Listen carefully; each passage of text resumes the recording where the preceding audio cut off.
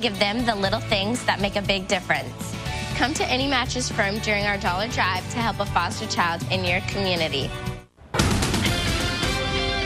Only on Fox tonight, it has been 20 years now since one of the most famous UFO sightings, the so-called Phoenix Lights. Remember it like it was yesterday. There are so many theories behind this unexplained event and phenomenon. Military flares, perhaps, hot air balloons. Some people say maybe it was aliens. And no matter what you think or what you believe, the Phoenix Lights remain a mystery all these years later. March 13th, 1997. Unidentified flying objects are sighted in the skies over Phoenix. It would later be called the Phoenix Lights. There have been multiple descriptions, but the people up in northern Arizona saw lights that were distinctly red. Major sighting here on the 13th of March. Weird happenings in the skies over Phoenix. Years later, the sightings would be the subject of a book and a documentary by Phoenix physician Len Kitai, herself a witness to the Phoenix Lights. Others actually saw these orbs detach from the main object, go out into the environment, and then redock with it later. Kitai saw the Phoenix Lights from her home in Paradise Valley and snapped these photographs. I have no idea what they were, but I know that they were. It took Kitai 7 years to come forward.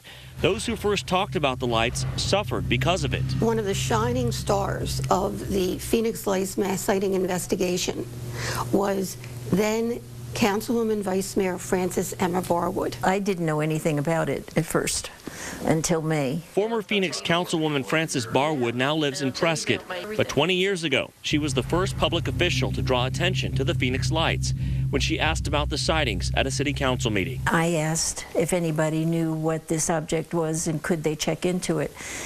And I was met by a whole bunch of stares. Barwood was puzzled by the reaction. After the meeting, one of the deputy city managers came over to me and said, "You shouldn't have asked that question." Witnesses started calling her, hundreds of them. I thought, if this many people saw whatever this was, first of all, why didn't they remember it? But they all described exactly the same thing, so there's no doubt in my mind you can't get that many people to agree on the same object. But the ridicule started almost immediately.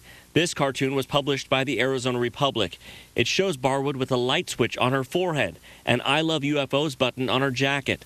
The cartoon said, "Those mysterious lights over Phoenix, they're on, but nobody's home." I got cartoons in the paper with a rocket going in one ear and out the other, and one with Dr. Spock. And she even faced ridicule at City Hall. The mayor's office put signs on my picture in the hallway and handed out, I found out after, handed out business cards with my name on it saying, "Speak into the tinfoil and she will hear you." But Barwood wouldn't give up. My dad was chief investigator for the city of New York under Mayor Wagner, and he always said, "You never let a case go unsolved." Later that year, then Governor Fife Symington called a news conference.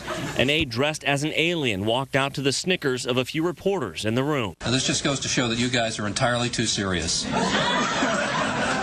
I started getting phone calls. People were furious. They were so angry that he made a joke of it instead of taking it serious. And why did he? But after the treatment Barwood received, she didn't blame him. I would say he probably felt it was safe for him to say it, which it was. Barwood again watched as Symington admitted years later that he too saw something that night in this interview with John Hook. Well, I saw a huge craft just kind of come right over Squaw Peak.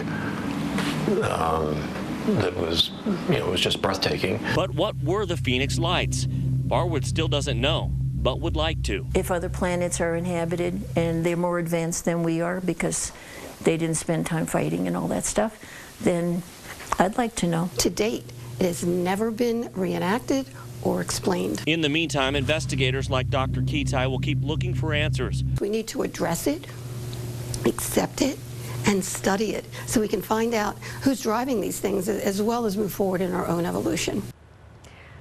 I just wonder, had that happened today, we'd have so much more video because everyone would pull their smartphone out and we might have more answers, but we were stuck with just a few pieces of video here and there. There would be different angles on it, maybe zoom-ins on it, but Yeah. I don't know. Do you think we'll ever really know what this was? My opinion is that it was some sort of a military exercise and that it would be kept top secret. Yeah, maybe we won't know, but we may never know. Certainly still a very interesting topic. Dr. Kitai's documentary will be shown at the Harkins Shea Theater. It's this Sunday at 1 o'clock in the afternoon. A panel including Frances Barwood will be there to discuss the Phoenix Lights afterward. We've got a link to that on fox10phoenix.com with all the information you'll need. We've been talking about the Hyperloop a lot lately. It's the mass transportation concept of the future.